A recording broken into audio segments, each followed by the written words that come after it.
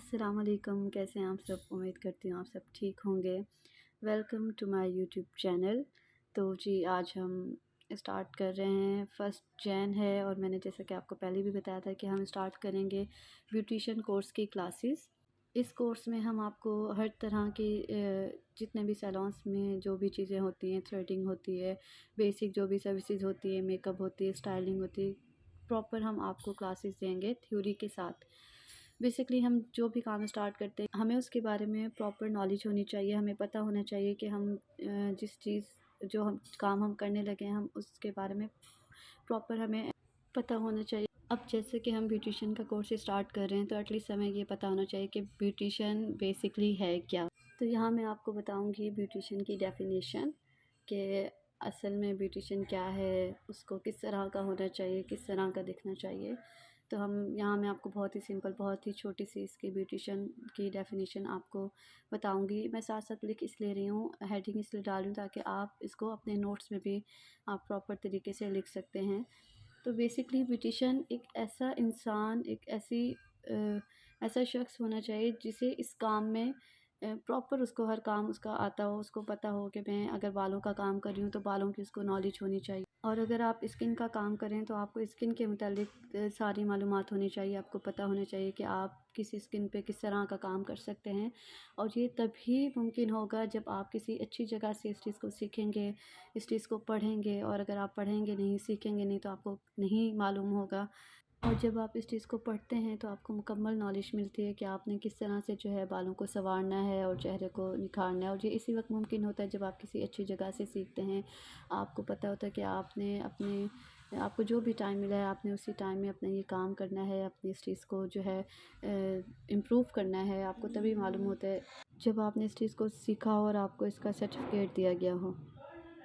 इससे आगे अब हम पढ़ेंगे फ़िज़िकल अपीयरेंस कि एक ब्यूटिशियन को किस तरह दिखना चाहिए, किस तरह की उसकी लुक होनी चाहिए।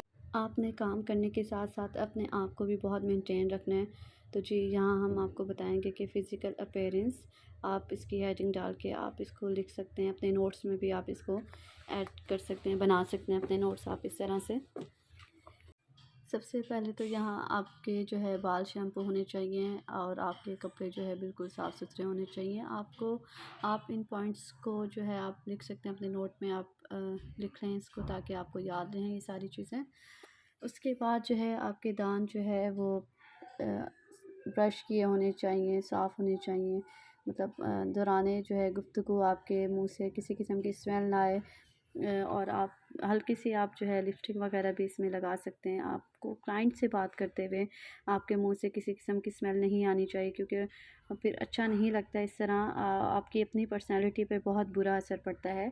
उसके अलावा आपका जो है हल्का सा परफ्यूम लगा होना चाहिए ताकि आपके काम के दौरान हमें स्वेटिंग होती है तो इस तरह की किसी किस्म की भी क्लाइंट को स्मेल ना आए, तो हल्का सा परफ्यूम आप लगा लें।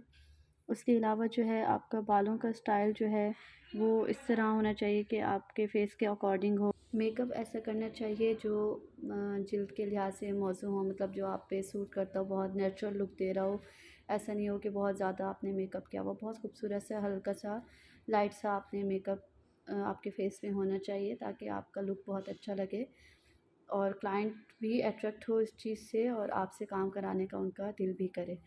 उसके अलावा जी आपको जो है बहुत ज़्यादा एक्स्ट्रा ज्वेलरी नहीं पहननी चाहिए।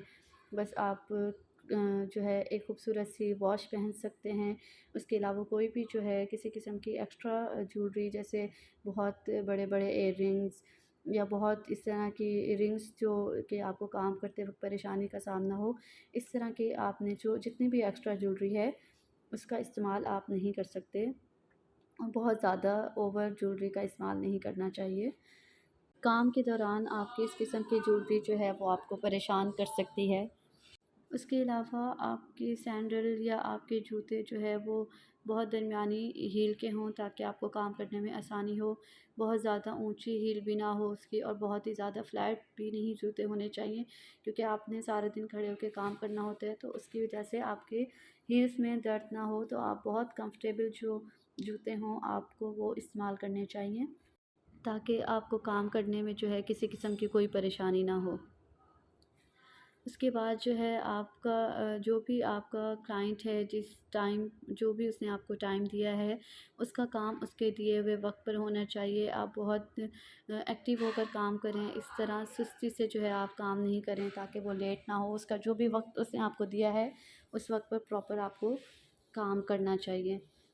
काम करते वक्त आपकी जितनी भी तवज्जो है वो आपकी सारी काम पर होनी चाहिए।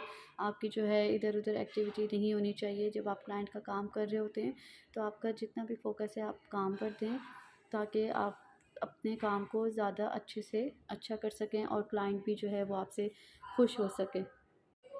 जैसे ही आप अपना काम ख़त्म करें, आप काम कंप्लीट करने के बाद सबसे पहले आप अपने हैंड वॉश करें। आप चाहे बालों का काम कर रहे हैं आप या चाहे स्किन का काम कर रहे हैं, आप सबसे पहले काम कंप्लीट करने के बाद आपने अपने हैंड वॉश करने हैं, ताकि आप दूसरा क्लाइंट भी अटेंड कर सकें और आपकी अपनी भी इसमें सेफ्टी है कि आप काम कंप्लीट करने के बाद आपने सबसे पहले अपने हैंड वॉश करने। और हाथों की सफाई में भी आपको जो है ख़ास तवज्जो देनी चाहिए। आपके नेल्स बहुत ज़्यादा बड़े नहीं होने चाहिए, आपके नेल्स गंदे नहीं होने चाहिए। आपके जो है इस तरह नेल्स हों ताकि आपको काम करने के दौरान आपको कोई परेशानी ना हो किसी किस्म की भी। बहुत ही ना तो बहुत छोटे नेल्स होने चाहिए आपके और ना ही बहुत ही बड़े नेल्स होने चाहिए। क्योंकि जब आप फेशियल कर रहे होते हैं या आप किसी भी स्किन का काम कर रहे होते हैं तो आपको नेल्स लंबे नेल्स जो है वो आपको परेशान करते हैं काम करने में। तो हाथों की सफाई में भी ख़ास तवज्जो देनी चाहिए। उसके अलावा आपको जो है क्लाइंट से बहुत मुस्कुरा कर बात करनी चाहिए। मतलब आप चाहे जितने भी परेशान हैं, आपको कोई परेशानी है या कुछ भी है, बट आपने क्लाइंट को फ़ील नहीं होने देना। आपने बहुत स्माइली फ़ेस के साथ उनसे बात करनी है ताकि क्लाइंट को भी जो है आपसे बात करते हुए अच्छा लगे। उसके अलावा जो है क्लाइंट की बात तवज्जो से सुननी चाहिए जब वो अपनी बात ख़त्म करे, या मतलब जो भी वो अगर बात कर रहे हैं आपसे, आपको अगर वो समझाना चाह रहे हैं कुछ, आपको ये बताना चाह रहे हैं कि उनको किस तरह का काम चाहिए, तो आपको उनकी बात तवज्जो से सुननी चाहिए। और जब वो अपनी बात ख़त्म करें, उसके बाद आपको अपनी राय का इज़हार करना चाहिए कि उन पे ये चीज़ अच्छी लगेगी या नहीं लगेगी, या जिस भी टॉपिक पे आप बात कर रहे हों। क्लाइंट की बात सुनने के बाद वो जब अपनी बात ख़त्म करे तो आपको अपनी राय का इज़हार देना चाहिए। उससे पहले आपने दरमियान में क्लाइंट को उनकी बात कट नहीं करनी, आपने उनको प्रॉपर बात करने देना है, उसके बाद आपने अपनी बात स्टार्ट करनी है। ये चंद छोटी-छोटी चीज़ें हैं जिन पे आप अमल करके आप बहुत अच्छी ब्यूटिशियन बन सकती हैं। आप अपने काम से अपने क्लाइंट को मुतमईन कर सकती हैं। मतलब ये बहुत छोटी-छोटी चीज़ें हैं, आप इनका अगर आप ख़्याल रखते हैं तो आप बहुत अच्छी ब्यूटिशियन बन सकती हैं। मेरी वीडियो अगर आपको पसंद आई हो तो आप ज़रूर लाइक कीजिएगा, मेरे चैनल को सब्सक्राइब कीजिएगा, और नेक्स्ट जो हम क्लास लेंगे वो इंशाल्लाह हम आपको बताएँगे कि आईब्रो की थ्रेडिंग कैसे करते हैं। यहाँ हमारी फ़र्स्ट क्लास कंप्लीट हो चुकी है। आई होप कि आपको अच्छी लगी होगी, आपको बहुत सारी चीज़ें सीखने को मिली होंगी। अपना बहुत ज़्यादा ख़्याल रखिएगा, दुआओं में याद रखिएगा। तब तक के लिए अल्लाह हाफ़िज़।